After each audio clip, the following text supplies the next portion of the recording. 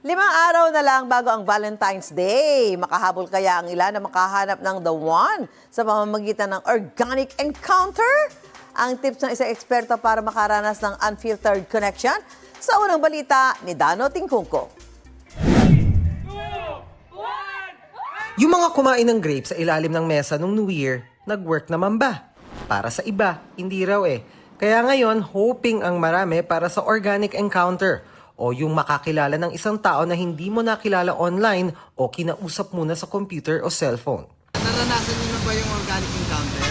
Opo, yung sa relationship ko po ngayon. Parang ganun yung nangyari kasi nakita kami sa isang event and then medyo nagkatinginan kami and then ayun, doon na po nagsimula yung lahat. Magandang way po siya since another way po siya para magkaroon ng connection with other people aside from social media po.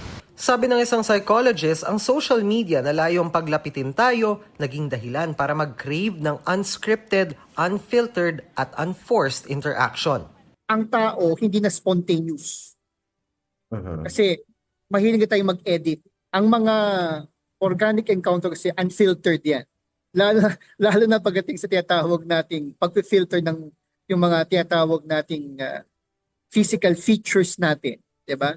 Sabi nga nila sa panahon daw ngayon ng technological advancement, you can simply filter so many things about who you are as a person.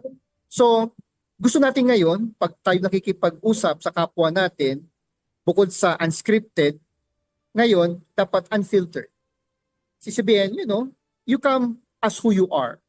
And finally, the last one, siguro na medyo mahalaga, is tinatawag nating unforced. Hindi pinipilit.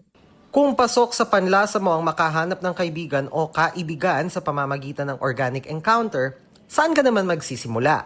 First step dyan, lumabas ka ng bahay nyo. In the olden time, if you want to meet people, you put yourself out there. Diba? In other words, you go to places where people hang out. You try to go out, to try to meet people, try to encounter people, and try to, interact with people. Pero hindi porket nasa labas ka na at nakikisalamuha sa iba, automatic nang may organic connection. How do you start ba a interaction, di ba? With a simple gesture of a smile. Yung ganun ba? Yung pang disposition mo is a person na hindi kayo tinatawag na distant from other people. You have this parang cordial disposition. So again, eventually, if other people naman are open to interact with you, they will interact with you. Real, genuine, organic encounters would always be something that would always have, an upside and a downside. But regardless of that experience, what is important is you. Ito ang unang balita, Dano Tingkungko para sa GMA Integrated News. Gusto mo bang mauna sa mga balita?